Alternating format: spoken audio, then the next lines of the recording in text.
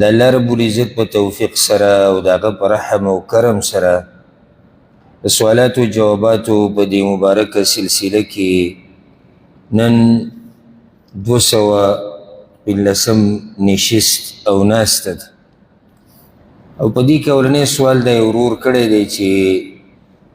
یو کس دا خبره لیکلې وه په نیټ باندې وی چې حدیث کې دا راځي په کومو کورونو کې چې د شپې تهجد کیږي د هغې نه داسې رڼا روانې چې اسمانونو کې ملایک کیني نو داسې ورته ښکاري لکه دا چې ستوري څنګه چې ځمکې ول اسمان ته ګوري او کله چې دغه کور کې تهجد ونه شي نو ملائک بیا دا خبره کوي یا دا تپوس کوي چې دې کورونو کې ولې تیاره ده ولې رڼا نشته نو بیا ملائک د هغوی دپاره دعاګانې غواړي وي هغه بیمار دی هغه دا دی دغه نو دعاګانې وله غواړي چې دا رڼا بیا موږ ویني دا خبره صحیح ده که نه الجواب بار بار زه دا خبره کوم بار بار او دا داسې نصیحت دی چې همیشه ځان سره ملګری کا او خپلوانو ته مشرانو کشرانو ته ټولو ته دا نصیحت کوئ هره لیکلی شوي خبره صحیح نه او هره بیان شوي خبره صحیح نه لازم خو نه دی چې یو سړي د خولې نه به خبره راوځي دا به صحیح او لازم نه دی چې یو سړي به څه لیکلي وي دا به صحیح تور ټکي پسې مه ګرځئ موږ په تور ټکي پسې ګرځو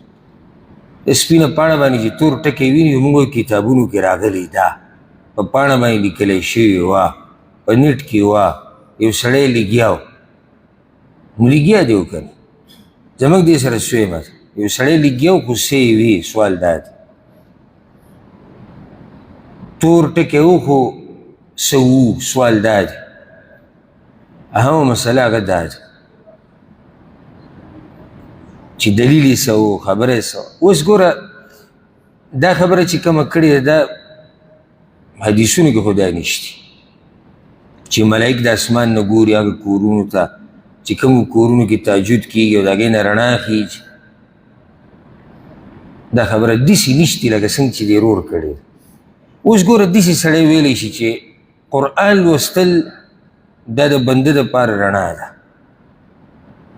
او حدیث کې دا راځي چې امام احمد راوړی د ابو سعید الخدري رضی الله عنه وی یو کس په رسول الله سلم پسې راغی وی یا رسول الله ما ته وصیت وکړه یا ابو سعید الخدري ته ما ته وصیت وکړه هغه وایي دغه شان تپوس ما د رسول سلم نه کړه وی هغه راته بیا وصیت کړی د تقوا د جهاد او د الله د یادولو او د قرآن د تلاوت نو کله چې ته د قرآن تلاوت کوې او الله یادې نو ستا تذکره به په ځمکه کې هم کېږي په اسمانونو کې هم کېږي دې سره به الله تعالی ښایسته ژوند درکوي یو حدیث کې داسې راځي امام ابن حبان راوړی علیک بتلاوة القرآن و ذکر الله فانه نور لک فی الارض قرآن لوله ډېر او د الله ذکر کو دا ستا دپاره رڼا ده اوس که څوک داسې ووایي چې د شپې څوک پاسي تهجد کوي او په تهجد کې به لازم دی قرآن وایي نو ده ته الله د قرآن د تلاوت څخه رڼا نصیب کړې دا یو خبره کیدی شي خو داسې چې د کور نه رڼا خیږي اوس یو سړی به ما ته دا ووایي چې تا دومره خو ویې نو څه چل وشو نه چل دا وشو چې دا په رسول سلم باندې دروغ جوړ شو دا زمونږ د عوام پرېږده ما د بعضو حضراتو نه اورېدلي چې په منبر باندې ناست وي نو وایي دې کې څه دي یو سړی دی خلک د تهجدو طرف ته راکاږي او خبره یې ورته وکړه دې کې څه دي نو دوه خبرې یو ده ته چې یو سړی تهجدو ته راکاږي نو قرآن او حدیث کې داسې نور څه نشته چې ته پرې دې تهجدو ته راواړې قرآن او حدیث خو د تهجدو د فضایلو نه ډک دي صحیح فضایل هغه ولې نه بیانې دویمه تا خو سړی تهجدو ته راښکودو خو د قیامت په ورځ به دې څه جواب کوو چې الله نه تپوس وکړي چې تا چې به د پیغمبر دروغ جوړ کړي تا خو تاسې په بله ګناه کې واقع کړو خیر دې لټو او پرېوتې په څه کې په شرک کې پرېوتې نو ځکه دا خبره کول چې دې کې څه دي نه دې کې ډېرې ګټې خبرې دي ګوره ما او تا دا نه نه منو چې په موږ دې څوک دروغ جوړ کړي. ته دا خوښې او څومره پرې غوسه کېږي چې کله ته خبر شي چې یاره پلاني دا خبره کړې او علاني دا خبره کړې، څومره ته غوسه کېږي. نو بیا سوچ وکړه چې په پیغمبر دروغ جوړ شي او نسبت دین ته کېږي او دین رالیږلی چا دی؟ الله دی. یعنې مطلب دا شو خبره په پیغمبر ونه درېده، پیغمبر دا خبره کړې ده او هغه ته چا کړې ده؟ هغه ته الله رالیږلې ده.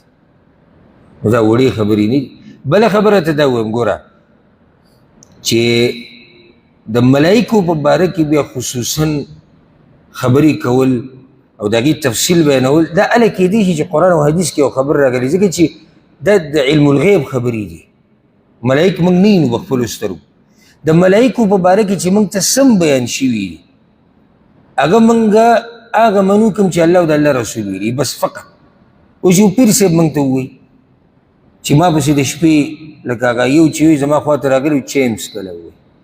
وی جبریل او میکایل او اسرافیل او دا راغلی چیس کله لاندې ناستو سبحان الله وي مولوي صاحب سره وي درې میلمانه د شپې راغلي او چی پیس کولی څنګه تا ملایک څنګه ولیدو داسې خو بل ځای ته او بیا چی ښه ملایک خو خوراک څښاک نه کوي د هغوی خو شهوات نشته نه د خېټې شهوت شته نه د عورت د کوم ځای نه دا خبره راغله نو دا د غیبو خبرې دي ملایک رڼا ویني په اسمان کې د دغه کورونو بیا ملایک تپوس کوي چې نن رڼا نشتي ورته وویلی شي هغه بیمار دی هغوی بیا دعاګانې غواړي چې دا سړی ښه شي او تهجد کوي او موږ ته دا رڼا ښکاره شي دا د غیبو خبرې دي نو د دې نه ډډه کول پکار دی او خلاصه دا ده چې او موږ ټول رڼا ده موږ نور نه دی دا خو حدیث کې راغلی صحیح حدیث کې چې موږ رڼا ده په پولی سیرات به تاله رڼا درکوي په قبر کې به تاله رڼا درکوي په ژوند کې دله رڼا درکوي دې کې شک نشتی خو په دې طرز لکه د حدیث کې چې راغلی داسې نشتی د شپې تهجد کول د دین اخوا اوچت عبادت په نوافلو کې دا دومره اوچت عبادت دی چې رسول سلم وایي څومره نیکان خلک چې دنیا ته راغلي دي او تلي د هغه ټولو دا طریقه او زه درته صرف یوه خبره ذکر کومه یو عالم تیر شوی دی شقیق البلخي رحمه الله هغه وی طلبنا ضیاء القبور فوجدناه في صلاة الليل وی ما دا مسله ولټوله چې دا قبر به په څه رڼا کېږي نو وی جواب به وموندو د شپې په تهجدو کې شپې تهجد چې کې قبر به ته رڼا وي آخرت به دې رڼا وي دنیا به دې رڼا وي دې کې شک نشته خو په دې تفصیل سره رسول سلم خبره نه ده کړې د کوم باره کې چې دی روح تپوس کړی دی ورسېدی پې که نه والله اعلم ښه دا ورو سوال کړی دی دا قیمتي سوال دی وایي چې ما ګاډی اخیستی و یو څو کاله مخکې په 10 لکه روپۍ باندې ګاډی ما اخیستی و په 10 لکه روپۍ او په دې نیت مې اخیستی و چې زه به دا خرڅوم په دې کې به زه ګټه کوم په دې نیت مې اخیستی خو چې کله به واخیستو په هغې کې یو عیب راووتو یو مسله وه چې زه ترې نه وم خبر د هغې د لاسه د هغې قیمت ډېر کم شو په بارګین کې د هغې قیمت کم شو بیا دا تقریبا 3-4 کاله دا ګاډی ولاړو معرض کې یا موږ چې ورته بارګینګ وایو کوم ځای کې ګاډي خرڅي او ریټونه به پرې راتلو خو لکه هغه به ډېر کم ریټونه و ما اخیستی به ډېر و بیا 3-4 کاله بعد یو کس راغی او په هغه باندې ما خرڅ کړو په داسې ریټ چې هغه د اخیسته ډېر کم سوال دا 3 کاله یا 4 کاله چې ګاډی ولاړو نو د دې زکات به وي سوال دا دی د دې زکات به وي او که وي نو څنګه به زکات د دې وباسو الجواب ګوره ګاډی کور ځمکه دې کې دا مسله یاده کوي د عروض التجاره دې ته وایي دې کې دا مسله یاده کوي دا په 2 قسمه چې ځان دپاره دې واخیستو یا دې په هغې لکه مثال کې مزدوري کوله یا دې هسې استعمالو نو په هغې کې بیا زکات نه وي زکات په هغه پیسو کې کوم چې ته ګټې لکه یو سړی دی ځمکه یې واخیسته په ځمکه یې مارکیټ جوړ کړو اوس زکات د ځمکې په دې پیسو کې نشته زکات د کرایانو کې دی که نصاب ته رسي دی به کرایي کوي یو سړي ځان له ګاډی واوسو ټکسي پې چلوي د ګاډي په دې پیسو کې په راس المال کې د هغې په ریټ کې زکات نشته زکات په څه کې دی کومې پیسې چې دی ګټي ها خو یو سړی ځمکه کورونه دوکانونه ګاډي په دې نیت لري چې دا به زه خرڅوم په دې کې به پیسې ګټم نو دا بیا د تجارت او د خرڅ سامان دی کله چې په دې کال تیر شي نو د دې به هغه ریټ ولګولی شي کوم ریټ چې بازار کې دی په کوم ریټ چې اخیستی نه دی کوم ریټ چې بازار کې دا یا به کمي او یا کیدی شي زیاتي دا به ته نه وي چې دا خو ما اخیستی و جي په 15 لکه اوس خو د دې ریټ 10 لکه نو 10 لکه به لګي هغه ریټ به ولګي ځکه تا سره اوس دې ټیم کې 10 لکه روپۍ دي ته څنګه 15 لکه حساب کې دا ځمکه چې تا سره ده ته اخیستې په 1 لک وه اوس هغه ځمکه د کروړو ده نو تا سره خو کروڑ روپۍ پرتې دي نو زکات ته څنګه د 1 لک ورکړې ورسېدې به دې مسله ته به په هغه ټیم کې د دې ریټ ولګې او بیا به دې نه زکات ورکړې او زکات ربع العشر دی د لسمې څلورمه برخه ده 2.5 ها اوس راځو د ورور دې مسلې نه په کار دا وه او دا د کوم علمي نښه ده ګینې دله په کار دا وه چې هر کال چې د په دې ګاډي ختمېدو یا حول چې کوم د د زکات هغه کال حسابېږي هغه چې کله ختمېدو نو ده به د دې ګاډي ریټ لګولی او د دې نه به زکات ورکولی ها ما سره خو پیسې نشتي ګاډی را خرڅ شوی نه دی تا سره پیسې نشتي ځان سره ولیکه کله داسې حالات په سړي راشي چې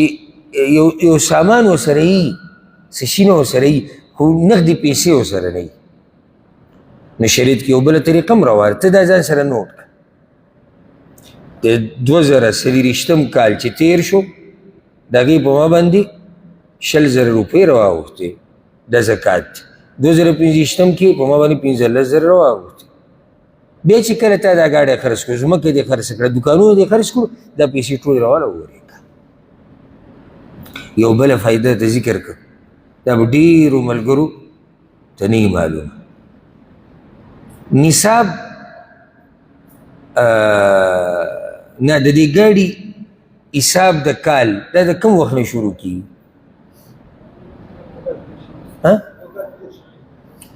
ما د ختمېدو نه دي ویلي ما د شروع کېدو ویلي کله نه چې اخیستی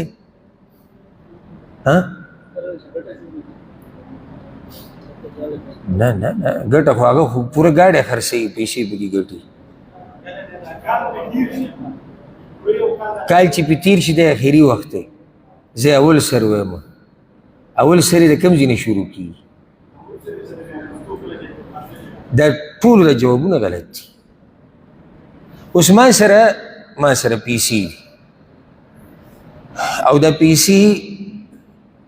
موږ به داسې وایو چې نصاب نه اوړېدلي دي لکه مثال کې ما سره دي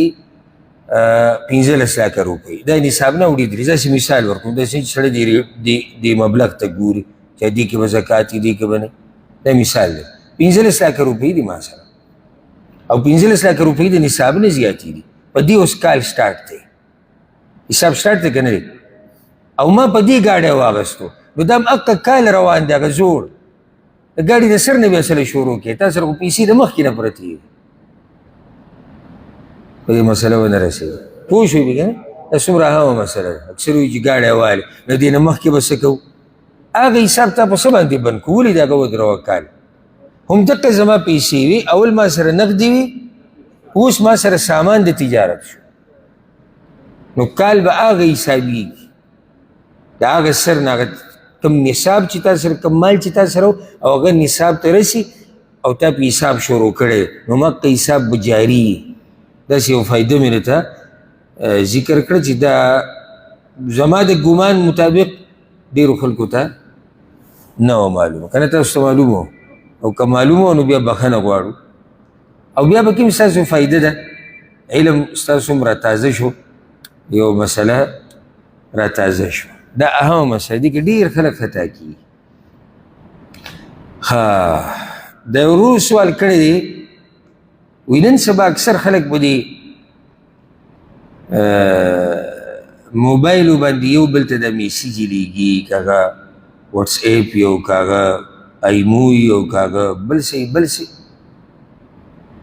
نو سوال دا دی چې تا ته یو سړی په لیکلو کې سلام راولیږي د دې جواب ورکول هم داسې دي لکه څنګه چې تا باندې څوک سلام واچوي ته یې واورې یوه دویمه مسله دا ده که موږ مثال کې په یو ګروپ کې یو بهغې ډېر کسان دي یو کس سلام راولګي ټول به وعلیکم سلام لیکي ټول به جواب ورکړي الجواب اول خو دا دلالت کوي د دې ورور په محبت باندې د شریعت سره بعضې مسلې داسې چې هغې ته د عامو خلکو سوچ نه ځي یو سړي ورته سوچ په دې لاړ شي ځکه چې د هغه سره د شریعت غمي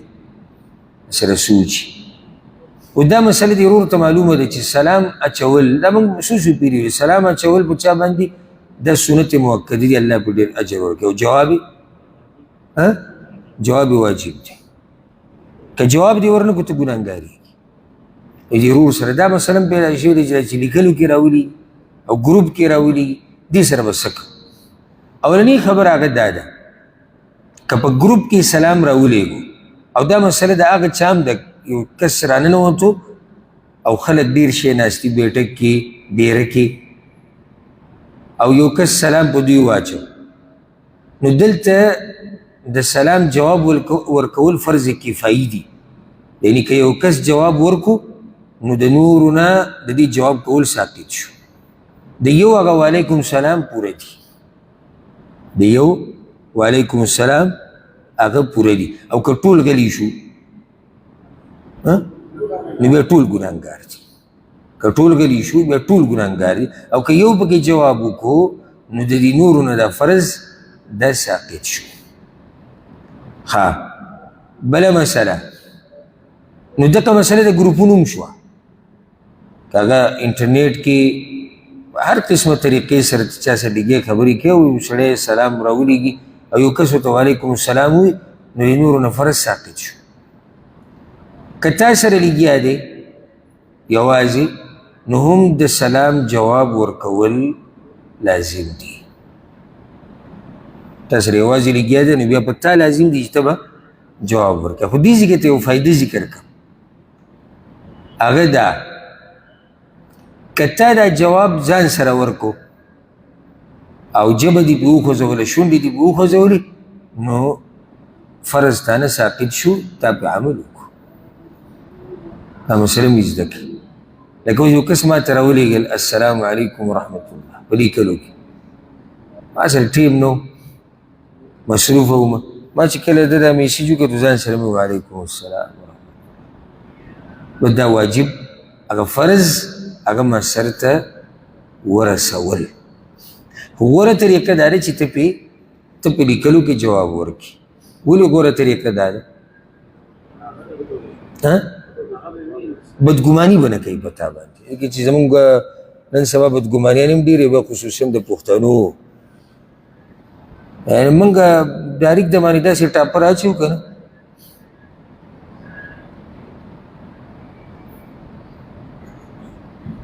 موږ د باندې ډایرکټ داسې ټاپر اچوو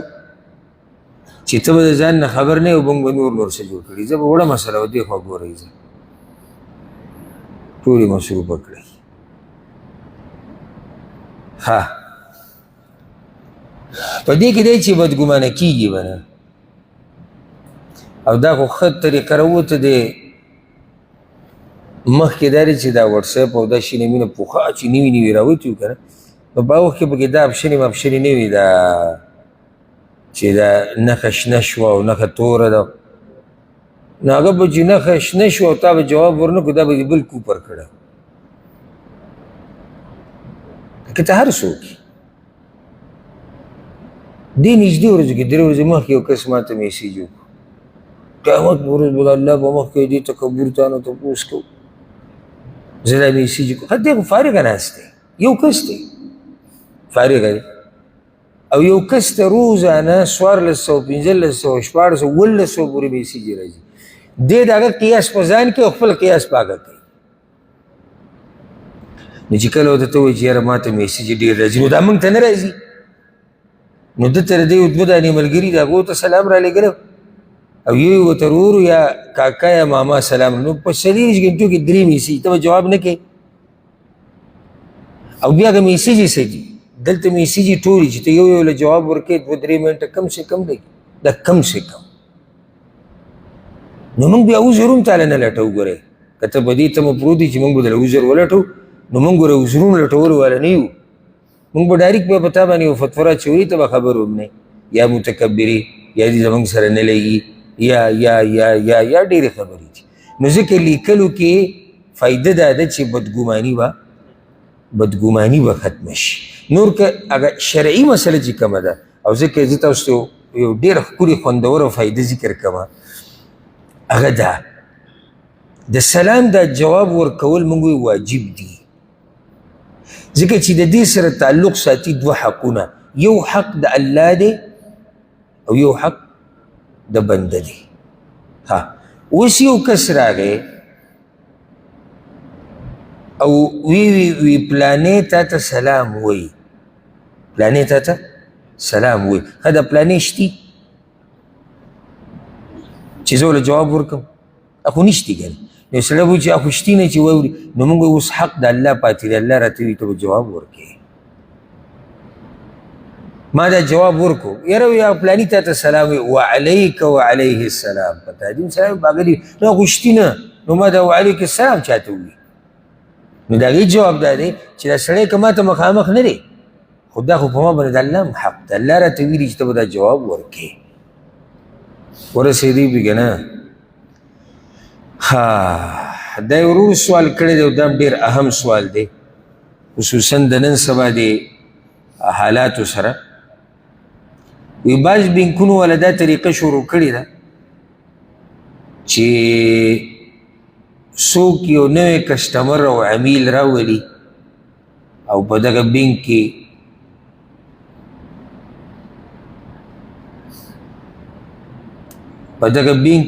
اکاؤنٹ کولاو کی نو دې کس ته ورشه ورته لږ په ارام تلاوت کوه نو چې څوک راولګي یو بل کس یې راوسته او په دې بینک کې اکاؤنٹ کولاو کو نو دا چا چې راوستی دی د هغه خو هلته اکاؤنٹ شتي که نه د چا چې راوستی د هغه اکاؤنٹ شتي نو هغه له تحفه ورکوي مال وله ورکوي که مثال 1000 روپۍ 1500 روپۍ او کله دا د دواړو له ورکوي د نوي سړي چې اکاؤنٹ کولاو کو اول پیر چې اکاؤنٹ کولاو کې زموږ طرف نه 1500 روپۍ والا او چې چا یو بل کس راوستو هغه له 1500 روپۍ ورکوي دا مال اخیسته به جایز وي او که نه خو سوچ کوئ چې دا څومره پیچیده مسلې دي او داسې مسلې زموږ په ژوند کې روزمره څو راځي خو موږ یې تپوس نه کوو چې دا حلال دي که دا حرام دي نه کور کې چې داسې کورنۍ مفتي سره ناستي که نه یا دیره کې دې کې څه دی نه هغه تا کسبو دې کې څه دي مسله خاطر دې کې څه دي ها بله یو مسله ته ذکر کوم چې کله مسله د خواهشاتو راشي که نه نو بیا سړی که کورنۍ مبتي که د دروغو مبتي خو دا خبره وره سړی بیا مني ځکه چې هلته ده ته فایده لکه تا ته مسله راغله بینک مسله راغله ته شک کوي چې دا کار به روی که نه به یې روه خو تا ته پکې فایده ظاهري ډېره ده اوس ته یره کې که زه لاړ شم په پلاني شیخ صاحب پسې او پلاني مفتي صاحب پسې چې هغه صحیح عالم دی نو که راته ووایي چې دا حرام دی لوی تاوان کی نو یو امیر صاحب موږ سره ناست دی هغه یو څو ورځې تبلیغ کې لګولي دي یا ګیره پرېښودې ده داسې دیني مسله پکې هسې داسې ډوډۍ ټیم کې بیانوي باید هغه نه ورته پوښتنه هغه ووایي چې دا روا دي بس سمعنا واطعنا موږ ومنله موږ واورېده ولې زما د خواهشاتو موافظ ما ورته ضرورت دی اوس دلته زما دلته ضرورت دی په نورو مسلو کې موږ درته وایو تا علم کړی چې ته خبرې کې ته چې را دومره مسلې بیانې ته څنګه لیکې اوس دې مسلې کې موږ درته دا نه وایو وځي کې موږ ته پکې فایده ده نو موږ بهر دا وایو څوک رانه تپوس وکړي چې دا کار روا دی موږ وایو روا چا وي دا موږ سره یو کس و دا غټه ګیره کنه زما دا خبره غلطه ده ګیره ده بس ختم ها نو علم پسې ته بیا ګرځه موږ ته خو یو کس ویلي دی امیر صاحب و صوفي صاحب و او ګیرې وایي او قاري صاحب کله نا کله یو مانځه ته مخکې کېږي دا ګورې خواهش پرستي ده د څه وایي خواهش پرستي هرې مسلې به تپوس کړي اوس راځو دې تاسو به یې سوال پوه شوئ بینک کې که دې نوی اکاونټ کولاو کو چاله څوک دې راوستو نو بینک تعلم تحفه درکوي او هغه چا چې څوک چې دې راوستي د اول پیر چې اکاونټ کولاو کې هغه هم تحفه ورکوي دا مال اخیسته جایز دی او که نه الجواب دې خبرې ته غوږ کېدی ښه بینک که چېرته داسې ووایي که چا یو کس موږ له راوستو موږ سره اکاونټ کولاو کو موږ له مال ورکو نو دا جایز دي سوي شرطونه به واورئ دا سړي زما دا کلیپ دیزې پورې څوک کټ کړي د الله نه دې ویرېږي دې شرطونه اولنی شرط دا دی چې بینک به اسلامي سودي معاملات به پکې نه ته یو کس بوځي یو بینک له هغه معاملات د هغه بینک څه دي هغه برابر دي نو بیا هېڅ خبره نه ده او د دې داسې مثال دی دې ته په عربي کې جعاله ویل کېږي شریعت کې د دې داسې مثال لکه زه تا ته دا ووایم چې دا زما ګاډی دی که تا د دې ګاډي دپاره څوک را پیدا کو نو ستا پکې دومره پیسې دي ورسېدې پې که نه نو که تا دې بینک ته څوک راوستو خو پیسې به معلومي که تا دې بینک ته څوک راوستو موږ سره اکاونټ کولاو کو او بینک اسلامي بینک دی سودي معاملات نشتی او تا ول یو کس را پیدا کو هغوی تحفه درکړه تاله چې تا موږ له کس راوستو نو داسې دي دا جایز دي ښه اوس راځو بلې مسلې له او که دا بینک سودي نو بیا ورته کس نشي راوستی پیسې اخیسته پرېږده ته به له کس نه راولي ولې ځکه چې ته خو بیا په سودي معاملاتو کې مرسته کوې او الله وی ولا تعاونوا على الاثم والعدوان د ګناه کارونه کې به د یو بل مرسته نه کوئ ها حدیث کې دا راځي رسول صلی الله علیه وسلم وی من دعا الى ضلاله څوک چې څوک ګمراهۍ ته راوبلي غلط کار ته نو دغه سړی خو ګناهګار دی څوک چې دا ګناه کوي د چا چې راغوښتی دی او چا چې ورته دعوت ورکړی دی د سره په دې ګناه کې شریک دی دغه یو مسله حل شو دا هغه سړي مسله حل شوه هغه څوک چې نوی کس راولي زوړ کسټمر دی راولي نوی کسټمر د هغه زوړ کسټمر مسله هغه حل شو اوس راځو دا چې نوی راشي او دې بینک کې حساب کولی کړي او دله پیسې ورکوي خیال هم دی که نه دې کې تفصیل دی که چېرته د ده دا اکاونټ استثماري اکاونټ دې ته وایي چې تجارت په نیت دی د دې بینک سره شریک کیږي یا مضاربه کوي تجارت کوي د بینک سره یو اکاونټ دیسي اکاونټونه دوه قسمه یو استثماري مال پې زیاتوي تجارت کې لګي یو جاری حسابي اکاونټ دی انګلیش کې ورته څه وایي چې پاکستان کې او یا افغانستان دې ملکونو کې ورته څه نوم وایي ما ته هغه نه دی معلوم خو جاری حساب جاری څه ته وایي لکه زه پکې پیسې ږدم او بیا به اخلم دې ته جاری اکاونټ وایي کرنټ اکاونټ یو استثماري دی دا د بزنس دپاره دا د مال ډېرولو دپاره دی زه د بینک سره شریک کېږم زه د بینک سره برخه علم هغوی ما ته وایي زموږ دا سامان دی دا د تجارت دی ته ما سره مضاربه کې تا ته به دومره نسبه میلاویږي یو دا اکاونټ دی نو دوه قسمه اکاونټ دی که چېرته دا اکاونټ استثماري ته د پیسې په تجارت کې لګې او تاله دوی تحفه درکوي نو په دې کې څه حرج نشته د دې داسې مثال دی لکه یو پارټنر چې بل پارټنر نه تحفه ورکوي لکه خالد او احمد پارټنران دي تجارت یو ځای کوي که شراکت کوي که مضاربه کوي دا یو راولګي دی بل نه تحفه ورکړه جایز دی که نه جایز دی ها او که ستا دغه اکاونټ چې دا کرنټ اکاونټ ورته وایي یا جاري او دا اکثرو خلکو دقه دي پیسې پکې ته ږدي او بیا یې علي نو دلته په تا باندې دا ګفټ اخیسته دا هدیه اخیسته حرام دي ولې ځکه چې تا قرض کېښودو دا اصل کې قرض دی ګوره موږ چې بینکونو کې پیسې ږدو دا موږ قرض ورکوو بینک له نو دا پیسې به ما ته واپس میلاویږي سره د دې ګفټ چې ما واخیست پوه شوې په دې مسله ګفټ زیاتې شو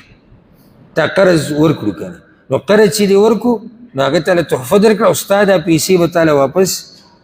هغه درکوي حدیث کې دا رضی رسول الله وسلم وایي امام ابن ماجه راوړی هو اذا اقرض احدكم قرضا تاسو کې چې یو سړی چاله قرض ورکړي او هغه ول بیا تحفه ورکړي یای او حمله على دابه دې ته ګوره یای په سورلۍ باندې وړي قرض یې وله ورکو او هغې په سورلۍ باندې یو ځي ته رسوي نو نه به دا تحفه هلې نه به ورسره په دې سورلۍ ځي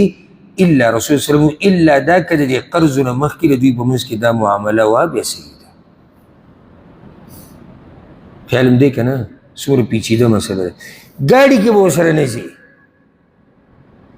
ولې د پوښا چېرته ته به ګاډي کې وړی دا لین دین خو ستاسو نه دی راغلی چېرته نو ته دا قرض دی ورکړو اوس په ګاډي کې به چکرې وی او بیا به خپل قرض واپس والي نو دا خو معامله د احسان نه شوه بیا قرض خو موږ یو احسان کوو ښه کوو د هغې موږ بدل صرف د الله نه غواړو انسانان موږ د هغې بدل اوس زما او ستا ملګرتیا ده یو بل په ګاډو کې ګرځو راګرځو یو بل له تحفې م ورکوو یو بل له دعوتونه م ورکوو او ما تا نه قرض واخیستو او بیا هم زموږ عقلین دین روان دی نو دا موږ د دې قرضو د لاسه نه کوو دا زموږ پوخانې ترتیب دی نو بیا جایز دي اوس پوه شوئ په دې که نه خلاصه دا شوه دا ډېره اهمه مسله وګورئ خلاصه دا شوه چې بینک کې چې کوم کسټمر یو عمیل دا په دوه قسمه یو به هغه چې د هغه اکاونټ بزنس دپاره دی تجارت دپاره دی استثماري دی د ده مسله جدا دی اکاونټ جاری دی یا کرنٹ اکاونټ دی بس قرض پکې ږدي او بیا رالي نو د ده مسله جدا مسله ده بله دعوت که ته ورکې چې راشه پلاني بینک کې اکاونټ کولاو که نو موږ هغې کې شرط څه دی چې هغه بینک به اسلامي ضوابطو باندې برابر یو کار ته کولی شي ضرورت دی دا موږ مخکې مسلې ذکر کړي ضرورت په وخت کې ته په سودي بینک کې پیسې ایښودی شي د ضرورت په وخت کې چې بله لار نه وي او ته یېرېږې په پیسو باندې یو سړی د هغه ته ضرورت دی پیسې ایښودی نه شي کور کې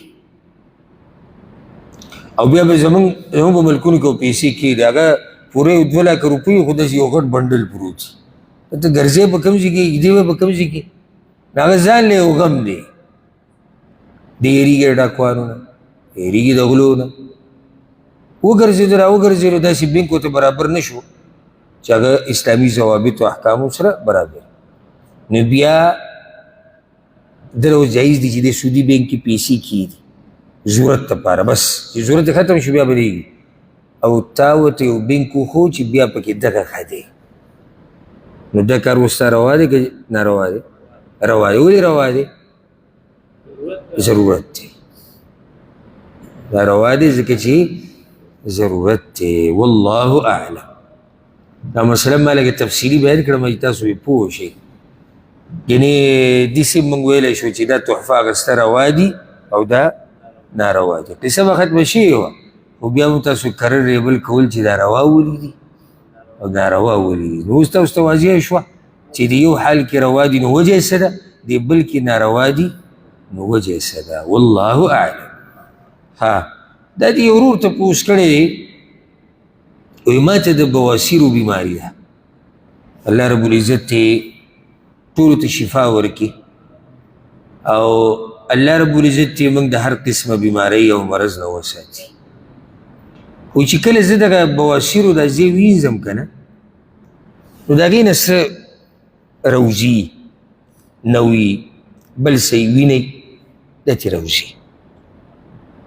نو او چې څومره په وخت تېرېږي دا ډېر روځي لکه مثال د مانځه ټیم شوی او ما اودس چارده مو وکړو او ډایرک به پسې په کور کې مونځ وکړو ډایرک اودس چارده نو دغه څه چې روځي که هغه نه و دی که وینه که نور څه دي هغه ډېر لږ معمولي خو که چېرته زه جومات ته پکې لاړم او بیا مې هلته انتظار کو او بیا امام راغی او د هغه سره یې لمونځ وکړو نو دغه څه چې د دې بواسیرو د دې ځینه روان دي دا به ډېر بیا پوه شوې سوال باندې که نه اوس زه څه وکړم کور کې لمونځ کوم که جومات کې کوم او د جمعې د منځه باره کې به څه کوم هر حال کې د الله شکر ادا کول پکار صحت وي تاج دی او باچایي دی او د دې په قدر پوهېږي مریضان چا سره چې دا نعمت نشته نو اول خو موږ دې ورور ته دعا کوو چې الله دې ورله روغ صحت ورکړي او بیا د ده دا شوق الله اکبر دین سره غم یې دا دی چې لمونځ به څنګه کوو دلته ډېرو ته اولنی غم دا راځي چې تجارت به څه کوو کمپنۍ به څه کوو کاروبار خو هغه دومره چوټیانې نه راکوي دا به څه کوو بواسیر دوه قسمه دا ټولې فایدې تاسو راټولوئ او دا فایدې چې ستاسو جذبه ډېره شي دا ګورئ دنیا و ما فیها که ته ولګې دا سړي ته نه میلاویږي دا فایدې انسان ته هله میلاویږي چې کله سړی د الله د رضا دپاره د علم په مجالسو کې کښېني علم کې هر څه پراته دي دنیا پکې هم ده آخرت پکې هم ده په هر څه به پوه شي په دنیا به هم پوه شي په آخرت به هم پوه شي بواسیر دوه قسمه یو ته ویل کېږي خارجي یو داخلي بواسیر دننه کلمې دننه طرف ته او بعض بواسیر بهري اخکاري دا بهر چې کوم بواسیر وي که نه او کوم ځای راپړسېدلی او ښکاري لیدی کېږي د دې نه چې څه موځي د دې سره اودس چاردام نه ماتېږي اول خو دا مسله یاده کړي که بواسیر بهري دننه کلمه کې نه نو د دې نه چې څه وځي هغې سره اودس چاردام نه ماتېږي او نه دا پلیت دي دا ده کې دا پلیت نه دي او که چېرته دا بواسیر دننه او د دې نه بیا سره وځي نو دا څه چې ترې راوځي د دې سره اودس هم ماتېږي او دا پلیت دي ځکه چې دا قانون دی چې په دې دوو لارو سم راوځي هغې سره اودس ماتېږي دننه بواسیرو نه چې سم راوځي خو په دغه لار به راوځي که نو یو خو دا مسله یاده کړئ دویمه مسله که چېرته دا مستمري په مخه وي لکه یو سړی د هغه ته دا مسله ده او د هغه دقه شان بواسیرو نه نوونه وینې یو شی بل یو څه چې م راوځي هر قسمه سایل چې ترې راوځي که دا همیشه وي نو د دم هغه حکم دی کوم حکم چې د هغه انسان دی چې د هغه نه همیشه د میچازو قطرې ځي یتې هوا ځي حکم یو دی او د هغه حکم څه دی موږ څه ویلو څو پیرې دا مسله راغلې هر منځه ته به اودس چاردام کوي هر منځه ته به اودس چاردام کوي او دغه لمونځ به پرې کوي ښه بله مسله دی وایي چې څه وخت کې داسې چې دا بواسیرو نه چې سره وځي اگر لږي خو چې وخت یې واوړي بیا ډېرېږي نو موږ درته دا وایو ته لمونځ بیا په هغه ټیم کې کوه چې کوم ټیم کې تا ته پته وي چې دا یا خو بلکل څه نه دي راوتي یا چې سره وځي نوونه وینې اگر لږ دي نو دا به څنګه کېږي د دې اوس طریقه دا ده که چېرته دی کور کې اودس چاردام وکړي او جومات ته ځان رسوي نو په لاره چې دی دا قدمونه دي دې سره لازم د بواسیرو نه وینې نوونه یو شی بل شی راوځي نو څه وکړو نو طریقه دا ده والله اعلم چې کوم د ده درې حال نه ښکاري ځکه چې دی وایي چې څه وخته پورې بند شي خو بیا روانېږي نو موږ درته دا وایو چې الحمدلله جوماتونو کې د اودس ماتي او د اودس چاردام ځایونه شتي ته جومات ته راځه بغیر د اودس ته راځه جومات ته چې کله ته راشي نو داسې ټیم له راځه چې بس د جمعې د ودرېدو ټیم ته رالې او بس اودس چاردام خپل وکړه ودرېږه نو دا دی به خپله وایي چې دغه ټیم کې خو یا بلکل څه اوله کې څه نه راځي او که رام شي نو هغه په نسبت د دې روان وخت اگر لګي نو دا دی کولی شي او الله موږ ته وایي چې فاتقوا الله ما استطعتم دومره د الله نه ویرېږه څومره چې ستا وس دی او د ده وس دا دی ښه جمعې د مانځه سره هم داسې کېدی شي جمعې د مانځه سره هم داسې کیدی شي چې د انتظار وکړي چې کله خطبه شروع کېدو والی او دی بس لاړ شي اودس چاردام وکړي او بیا خپل لمونځ وکړي نو دا طریقه ده. بله مسله هغه دا ده که چېرته دا هم نه کېږي دوی چې دا هم ګرانه نو دی د اودس چاردام وکړي اودس چاردام دې وکړي او داسې څه دې ځان ته کیدي یا دې واغوندي لاندې چې د هغې د لاسه د نورې کپړې هغه نه ګنده کېږي او دقه شان دې د جمعې مونځ کوي. د دې دپاره ولې دا روا شو؟ معذوره دي د دې نه اخوا د ده څه وس نه رسي. نو دا دوه طریقې شوې خیال هم دی که نه. اولنۍ طریقه چې هغه ډېره غوره ده خو دا همیشه په دې عمل کول ګران دي چې دی به اقامت ته ځان را رسوي او هر ټیم سړی را رسېدی نه شي او په مخه سړی په یو ځای کینی کېدی شي یو ځای تللی بل ځای تللی نو بې طریقه دغه ده چې خپل اودس چاردام دې وکړي جومات ته دې راشي او که د مانځه په دوران کې د ده نه څه لاړو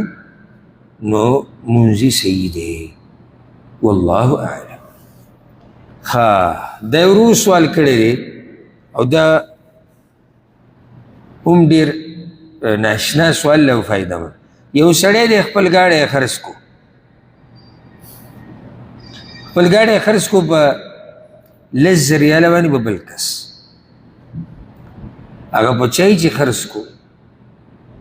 هغه چې بیا دا ګاډی واغستو په 14,000 په کشتونو. یو سړی دی خپل ګاډی خرڅ کو په څو باندې په 10,000 باندې په یو کس باندې بیا دغه ګاډی دې کس دې واغستو په 14,000 په کشتونو او ګاډی له دغه اولني کس په نوم دی د دې بل سره دا ګاډی چې دی ګاڼه شو نو دا به جایز یو که نه وي؟ ګوره نه دی جایز یو انسان له مسله دا یاده کوي نه دی جایز یو انسان له چې دی یو شی په نقدو خرڅ کړي او بیا یې والي بیا یې د هغه نه والي په کم ریټ د هغې نه په زیات ریټ او په کشتونو باندې. که تاسو ته یاد وي ما تاسو ته یو بیه ویلې هغې ته عینه ویلی کېږي العینه حدیث کې تمانه راغلی هغه داسې ده زه تا پسې رالم او دا خبره په توجه اورې به وپوه زه تا پسې رالم او دا قلم تا سره پروت دی دا قلم تا سره یاره دا قلم ظالم په څو دی تا ماته دا وایي چې دا قلم په 10 روپۍ دی په 10 زما شو په 10 زما شو ما واغستو په 10 دره باندې را خرڅ کړو په 10 په نغدو چېرې دا په 10 روپۍ زما او ما سره پیسې میسې نشته ګورې ما سره پیسې نشته بیا راته هغه کس وایي چې په ما یې نه را خرڅې هغه ولې نه په 10 دې ما واغستو په قرضو هغه راته په ما یې نه را خرڅې او در خرڅو په څو یې پاته خیال هم دی دا موږ را کولی هم نه دی په قضي پروت دی په ما یې را خرڅ کو په 10 په نیټه ما پې خرڅ کو واپس په 8 روپۍ په نغدو نو هغه ما له 8 روپۍ را کړې او شی ورته پاتې شو دې کې تاسو څه ناروا ښکاري یو خو دا ملکیت ته نه دی اورېدلی بله مسله اهمه چې کوم څه چې تاوان دی مسله دلته دا د اصل کې دا پن پکې موږ اسې بدنام کو نور د ماله 8 روپۍ قرض را کړي زه به 10 واپس ورکو په مې قرض پاتې شو 10 روپۍ که نه ما خو تې پن په 10 اخیستی او د ماله را کړي شو 8 په دې ټیم ما سره پیسې نشته ما دا څونه فایده واخیسته واپس به زه څو ورکو 10 که دا پن تې موږ ویستی وې نو بیا مسله داسې وه چې ما له 8 روپۍ راکړه زه به تاله واپس 10 روپۍ درکړم دا مسله موږ څو پیرې بیان کړې اوس دلته دا مسله د هغې په عکس ده لکه دې کوم حیله ده یو سړی دی راولګېد خپل ګاډی خرڅ کو په 10,000 تعلیم دی یو کس دی موږ یو کس دی عمر نومې دی هغه خپل ګاډی خرڅ کو په 10,000 بیا یې د دغه کس نه ګاډی واغستو په 14,000 خو په کشتونو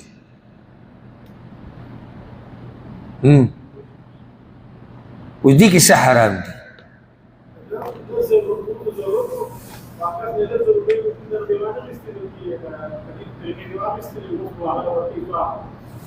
دا ګاډی دی زما تا ما ته وایي چې دا زه علمه ما تاله درکړو دا ګاډی والا په څو په 15,000 صحیح شو تا ماله 15,000 نه راکړو ما جیب ته واچو یوه خبره ختمه شوه صبر دا بیا در خرڅوم په تا باندې ته اوس وایي د زوړ مالک ته وایي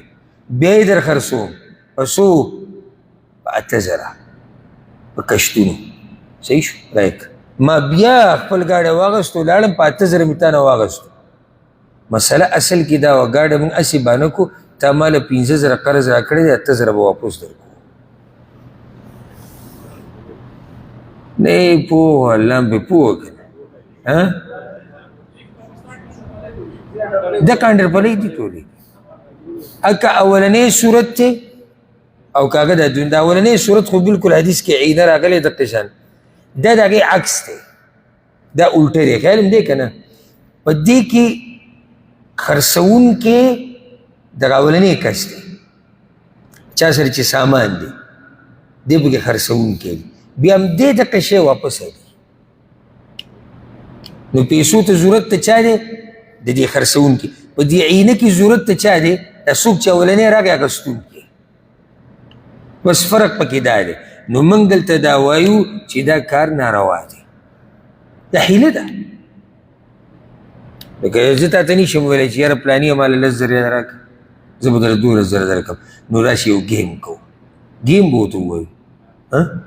یو لوبه کوو او ته به وایي چې دا خلک الله دوکه کولی شي ولې الله نه پوهېږي زه مې پوهېږم زه مې پوهېږم چې ته لوبه کې یاره پلانیه دا ګاډی نه لې بهر چې ولاړ دی او وابه به څو 10,000 ورسه صحیح شو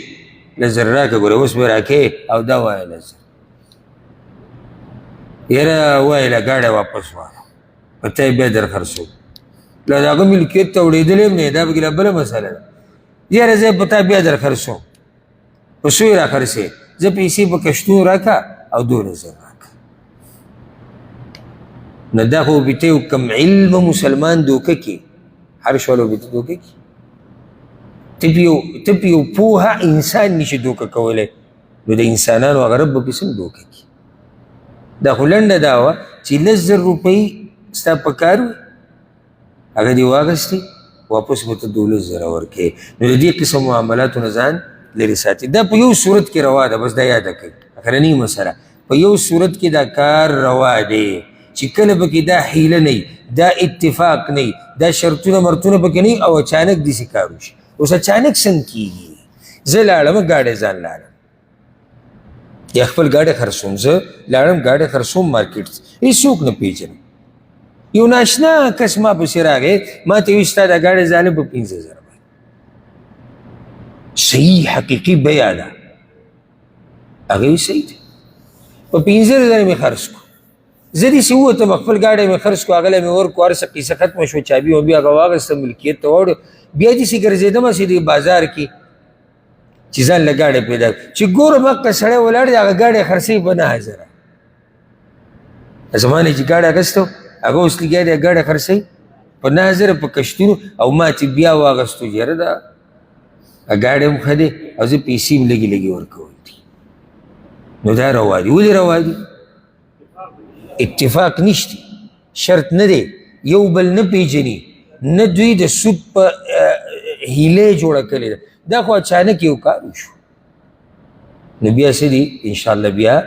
روا دي باقي چې کوم سوالات دي د هغې جوابات پر روان نشي سته پرېږدو الله رب العزت دې موږ په قرآن او په حدیث باندې پوه کړي هذا والله اعلم وصلى الله وسلم على نبينا محمد